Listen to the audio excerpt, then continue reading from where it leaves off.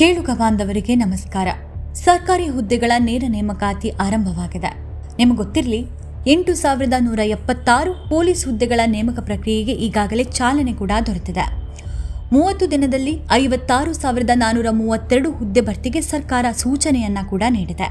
ಈ ನೇಮಕಾತಿ ಪ್ರಕ್ರಿಯೆ ಹೇಗೆ ನಡೀತದೆ, ಇದರಿಂದಾಗಿ ಯಾರಿಗೆಲ್ಲ ಲಾಭ ಇದೆ, ಇದರಿಂದ ಆಗುವಂತಹ ಆಗು ಹೋಗುಗಳೇನು, ಈ ವಿಚಾರವನ್ನೆಲ್ಲ ಸಂಪೂರ್ಣವಾಗಿ ತಿಳಿಸ್ತೀವಿ.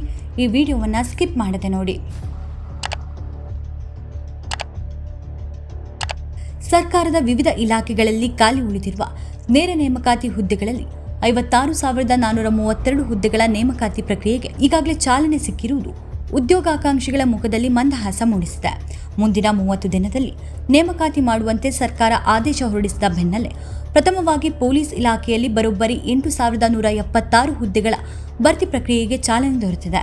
ಇದರೊಂದಿಗೆ ಮೀಸಲಾತಿ ಗೊಂದಲದಿಂದ ಹಲವು ವರ್ಷಗಳಿಂದ ನೆನೆಗುದಿಗೆ ಬಿದ್ದಿದ್ದ ಖಾಲಿ ಹುದ್ದೆಗಳ ಭರ್ತಿ ಪ್ರಕ್ರಿಯೆ ಮತ್ತೆ ಟೇಕ್ ಆಫ್ ಆಗಿದೆ. ಪರಿಶಿಷ್ಟ ಜಾತಿ ಮತ್ತು ಪರಿಶಿಷ್ಟ ಪಂಗಡಗಳಿಗೆ ಮೀಸಲಾತಿ ಪ್ರಮಾಣವನ್ನು ಕ್ರಮವಾಗಿ 15% 17% ಹಾಗೂ 3% 7% ಹೆಚ್ಚಿಸಿರುವ ಅಧಿನಿಯಮವನ್ನು ಪ್ರಶ್ನಿಸಿ ಹೈಕೋರ್ಟ್ಗೆ ಅರ್ಜಿಯನ್ನು ಸಲ್ಲಿಸಲಾಗಿತ್ತು.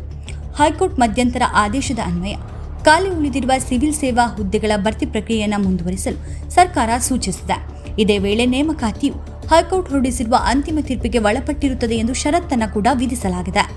ಪ್ರಥಮವಾಗಿ ಪೊಲೀಸ್ ಇಲಾಖೆಯಲ್ಲಿ ನೇಮಕಾತಿ ಪ್ರಕ್ರಿಯೆ ಆರಂಭವಾಗಿದೆ.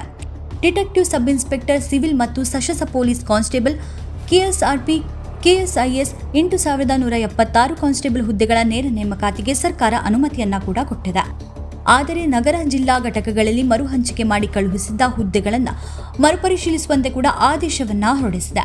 ಆಯಾ ಘಟಕಗಳಲ್ಲಿ ಹಂಚಿಕೆಯಾಗಿರುವ ಒಟ್ಟಾರೆ ಹುದ್ದೆಗಳಲ್ಲಿ 6% ಹುದ್ದೆಗಳನ್ನು ಕಾಯ್ದಿರಿಸಿಕೊಂಡು ಉಳಿಕೆಯಾಗಿರುವ ಹುದ್ದೆಗಳ ನೇಮಕಾತಿಗೆ ಗ್ರೀನ್ ಸಿಗ್ನಲ್ ಕೊಟ್ಟಿದೆ.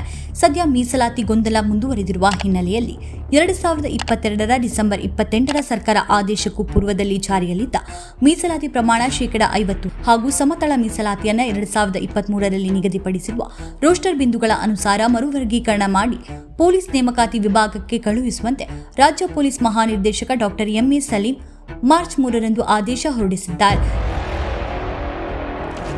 ಇದರನುಸಾರ ಈ ಹಿಂದೆ ಜಾರಿಯಲ್ಲಿದ್ದ ಮೀಸಲಾತಿಯ ಅನ್ವಯ ನೇರ ನೇಮಕಾತಿ ಪ್ರಕ್ರಿಯೆ ನಡೆಯಲಿದ್ದು ಅದು ಹೈಕೋರ್ಟ್ನ ಅಂತಿಮ ತೀರ್ಪಿಗೆ ಒಳಪಟ್ಟಿರುತ್ತದೆ.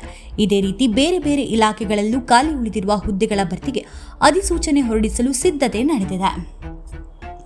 ಹಾಗಿದ್ರೆ ಸರ್ಕಾರ ಹೊರಡಿಸಿರುವ ಆದೇಶವೇನು ಎಂದು ನೋಡೋದಾದ್ರೆ, ಎಲ್ಲ ಇಲಾಖೆ ಅಥವಾ ನೇಮಕಾತಿ ಪ್ರಾಧಿಕಾರಗಳು 30 ದಿನದಲ್ಲಿ 56,432 ಹುದ್ದೆಗಳನ್ನು ನೇರ ನೇಮಕಾತಿ ಪ್ರಕ್ರಿಯೆ ಆರಂಭಿಸಬೇಕು.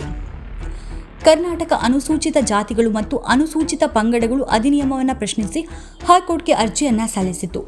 ದಾಖಲಾಗಿರುವ ಪ್ರಕರಣಗಳಲ್ಲಿ ಹೈಕೋರ್ಟ್ ನೀಡುವ ಅಂತಿಮ ತೀರ್ಪಿಗೆ ಒಳಪಟ್ಟು ನೇರ ನೇಮಕಾತಿ ಮಾಡಬೇಕು. 2022ರ ಆದೇಶ ಪೂರ್ವದಲ್ಲಿ ಜಾರಿಯಲ್ಲಿದ್ದ ಮೀಸಲಾತಿ ಆದೇಶ ಮತ್ತು ರೋಸ್ಟರ್ ಬಿಂದುಗಳ ಅನ್ವಯ ನೇಮಕಾತಿ ಪ್ರಕ್ರಿಯೆ ನಡೆಯಲಿದೆ. 1995ರ ಅನ್ವಯ ಮೀಸಲಾತಿ ಪ್ರಮಾಣವನ್ನು 50% ನಿಗದಿಪಡಿಸಿ ನೇಮಕಾತಿ ಅಧಿಸೂಚನೆಯನ್ನು ಹೊರಡಿಸಬೇಕು.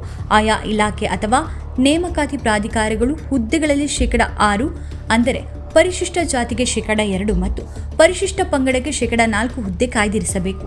ಹಿಂದಿನ ನೇಮಕಾತಿಯಲ್ಲಿ ಯಾವ ಬಿಂದುವಿನಲ್ಲಿ ನಿಲ್ಲಿಸಲಾಗಿತ್ತು ಮುಂದಿನ ಬಿಂದುವಿನಿಂದ ನೇಮಕಾತಿ ಆರಂಭಿಸಬೇಕು. 2025ರ ನವೆಂಬರ್ 27ರ ಹೈಕೋರ್ಟ್ ಮಧ್ಯಂತರ ಆದೇಶಕ್ಕಿಂತ ಹಿಂದಿನ ನೇಮಕಾತಿ ಅಧಿಸೂಚನೆ ಯಥಾಪ್ರಕಾರ ಮುಂದುವರಿಸಬೇಕು ಎಂದು ಸರ್ಕಾರ ತನ್ನ ಆದೇಶದಲ್ಲಿ ಹೇಳಿದೆ. ಪೊಲೀಸ್ ಹುದ್ದೆಗಳ ನೇರ ನೇಮಕಾತಿ ವಿವರ ಇಂತಿದೆ.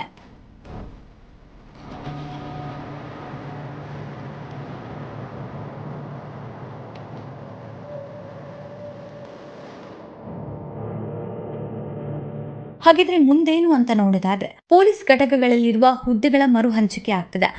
ಪೊಲೀಸ್ ನೇಮಕಾತಿ ವಿಭಾಗಕ್ಕೆ ವಿವರಗಳನ್ನು ರವಾನೆ ಮಾಡಲಾಗ್ತದೆ.